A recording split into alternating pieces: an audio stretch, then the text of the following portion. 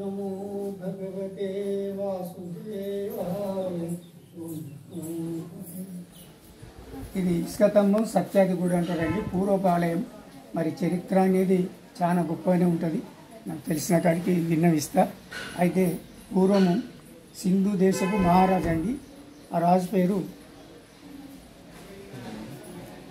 సింధు దేశపు మహారాజు. ఆ రాజుకు ఒక కూతురు, ఆమెనే విజయ. ఆ విజయకు వాళ్ళ కులగురువు దగ్గర విద్యాభ్యాసానికి పంపిస్తుంటాడు. ఆ విద్యాభ్యాసం 64 కళల విద్య గురువు దగ్గర నేర్చుకుంటుంది. నేర్చుకున్న తర్వాత గురువుగారికి రాజుగారు ఆదేశం చేస్తారు. ఏమనంటే, అమ్మాయికి యుక్త వయసు వచ్చింది, మనం పెళ్లి చేయాలి అని చెప్తారు. గురువుగారు అప్పుడే సరే మంచిదని ఒక 8-10 రోజుల పర్యటన చేస్తాడు. అక్కడ ఉన్నటువంటి చిత్రలేఖనాలు అవి ఇవి అమ్మవారికి తెచ్చి ఇక్కడ రాజు కూడా చూపిస్తారు.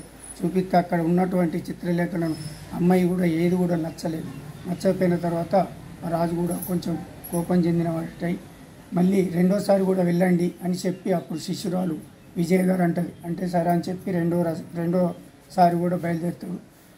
బయలుదేరిన తర్వాత తనకు కొంచెం అలసట జరిగిన తర్వాత ఒక వృక్షం కింద ఆసీనుడైంది. ఆసీనుడి తర్వాత ఒక పెద్ద పుట్టు ఉంటే ఆ పుట్టలో నుండి ఒక సర్పం వచ్చింది. ఆ సర్పం రాగానే ఆ గురువుగారు ఏం చెప్తారంటే, ఆ కంఠాన్ని పట్టుకొని ఆ సర్పాన్ని ఒక బుట్టలో బిగిస్తుంటారు. ఆ బుట్టలో బిగించుకొని వచ్చి సరాసరి సింధు దేశానికి వీరసేనాధిపతి మహారాజు అయింది. ఆ వీరసేనాధిపతి మహారాజు దగ్గరకు వచ్చిండు. అమ్మాయి దగ్గరికి కూడా విజయమ్మ దగ్గర కూడా వచ్చాడు. వచ్చి అమ్మాయి కొని భర్త అని చెప్పి బుట్ట చేతన పెట్టడం జరిగింది.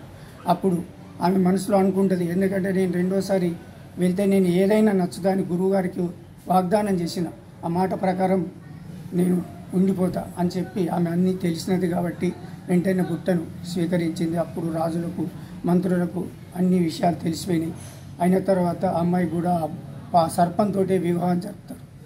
వివాహం జరిపిన తర్వాత ఆమె కొన్ని రోజుల తర్వాత మునుల దగ్గరికి వెళ్తుంది, మహా తపస్సుల దగ్గరికి. మరి ఇట్లా నాకు సర్పంతో వివాహం జరిగింది, నేను ఎన్ని సంవత్సరాలు ఎంతకాలం ఈ సర్పంతో నాకు అని చెప్పి అంటే, అప్పుడు వాళ్ళు దివ్య దృష్టితో చూసి అంటారు కదా, అంటే అమ్మ నీకు సర్పంతో ఒక మానవ రూపకంగా ఆయన చిత్రంగ మహారాజు ఏర్పడతాడు.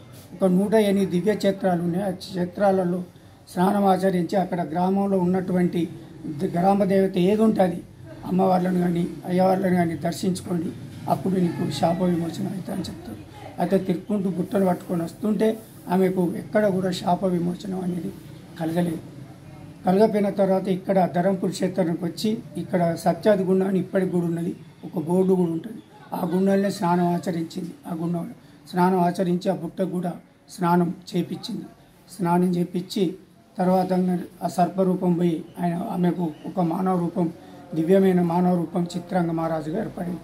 అప్పుడు మళ్ళీ భర్త ఆమె ఆ గుండంలో స్నానం చేసి నరసింహస్వామిని దర్శించుకొని తిరిగి ఆమె వెళ్ళిపోయిన తర్వాత అప్పుడు మునులు అంటారు కాబట్టి నువ్వు సర్పరూపాన్ని ఎక్కువ వదిలి ఒక మానవాన్ని తెచ్చుకున్నావు అని చెప్పి వాళ్ళు చెప్తుంటే, అప్పుడు ఆమె మనసులో అనుకొని మళ్ళీ అక్కడ ఉన్నటువంటి రాజులను భటులను కొంతమంది సేనాధిపతులను తీసుకొని వచ్చి మళ్ళీ స్నానం ఆచరించిన తర్వాత నా సత్యరూపం ఇక్కడ ఏదైతే ఉన్నదో ఒక నిలిచిపోవాలి అని కోరుకొని మనసులో అనుకొని ఇసుక చల్లింది.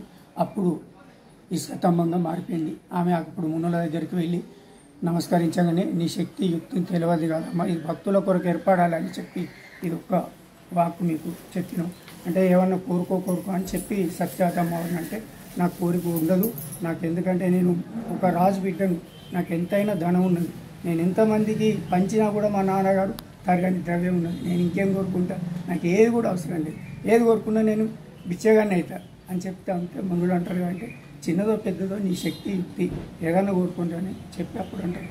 అంటే ఏది లేదు అని చెప్పి ఎవరైనా భక్తులు వచ్చి నన్ను దర్శించుకున్న వారికి సంపూర్ణమైన ఆయుష్ను ఆరోగ్యాన్ని ఆనందాన్ని కలిగజేయాలని ఇంతకు ఎక్కువ నాకు ఏది అవసరం లేదంటే అప్పుడు ముందు సరస్తా చెప్తాను.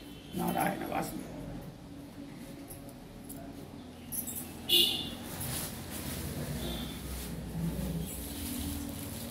వస్తుంది కదా.